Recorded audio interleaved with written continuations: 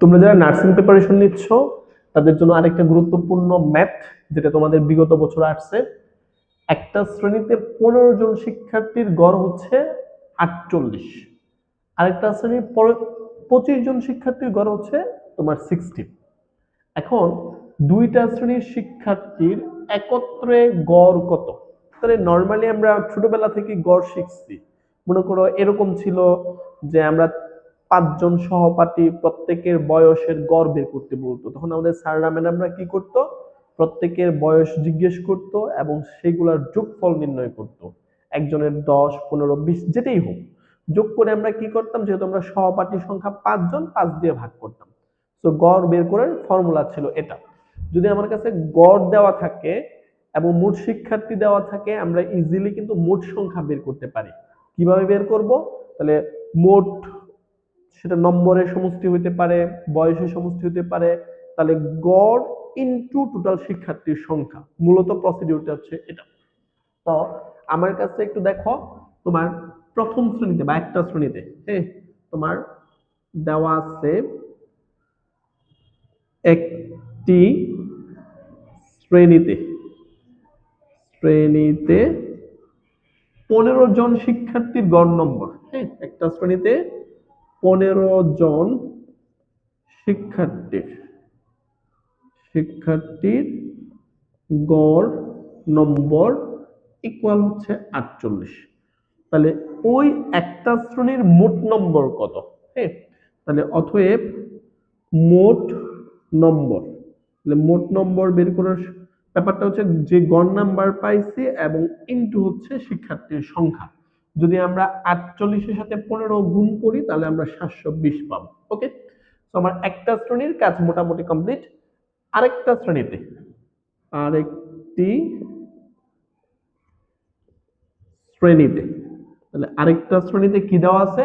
25 জন শিক্ষার্থীর গড় নম্বর, 25 জন শিক্ষার্থীর গড় নম্বর, তাহলে সেটা কত দেওয়া আছে আপনার?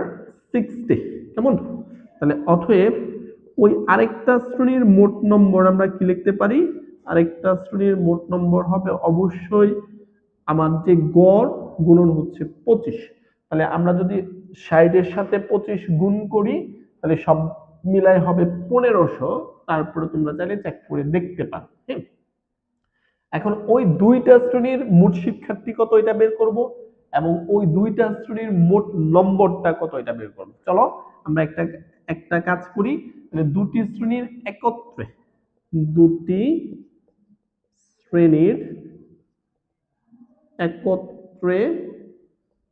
মোট শিক্ষার্থী সংখ্যা, মোট শিক্ষার্থীর সংখ্যা ইকুয়াল হচ্ছে, প্রথম শ্রেণীতে ছিল টোটাল শিক্ষার্থী 15 জন, প্লাস দ্বিতীয় শ্রেণীতে শিক্ষার্থী ছিল 25 জন।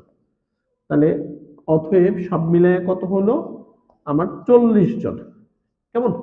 এখন মোট নম্বর, অতএব দুটি শ্রেণীতে, দুটি শ্রেণীর একত্রে মোট নম্বর, মোট নম্বর, তাহলে প্রথম শ্রেণীতে মোট নম্বর পাইছে হচ্ছে 720, দ্বিতীয় শ্রেণীতে হচ্ছে 1500। আমরা যদি দুটো একসাথে, প্রথম শ্রেণীতে 720 আর দ্বিতীয় শ্রেণীতে হচ্ছে 1500, তাহলে এখানে আমরা পাবো হচ্ছে 2220 নম্বর। কেমন? এখন ওরা আমাকে বের করতে বলছে অতএব দুইটা শ্রেণীর একত্রে গড় কত।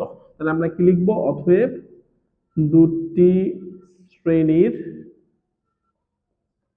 শিক্ষার্থীর শিক্ষার্থীর নম্বরের নম্বরের একত্রে একত্রে গড়। তাহলে আমার টোটাল যে সামেশন বের হয়েছে, টোটাল সামেশন কত বের হয়েছে? 2220। 2220 বাই হচ্ছে মোট শিক্ষার্থী সংখ্যা কয়জন? মোট শিক্ষার্থী হচ্ছে 40 জন। আপনারা যদি কাটাকাটি করেন তাহলে মোটামুটি এখানে উত্তর হবে 55.5। কেমন? তো আমাদের উত্তরটা হচ্ছে খ নাম্বার। সো ক্যালকুলেশন গুলা যদি আপনাদের ক্যালকুলেটর দেয় তাহলে ক্যালকুলেটর দিয়ে করবেন, নতুবা আপনাকে মুখে মুখে করতে হবে। হ্যাঁ, অঙ্কগুলা খুব বেশি কঠিন না, অনেক অঙ্ক আছে আমরা 4, 5, 6 এ পড়ছি ওভারঅল বেসিক থেকে। তবে অঙ্কগুলা কঠিন না, কিন্তু আপনি যদি প্র্যাকটিস না করেন তাহলে আলটিমেটলি আপনি পারবেন না। কেমন?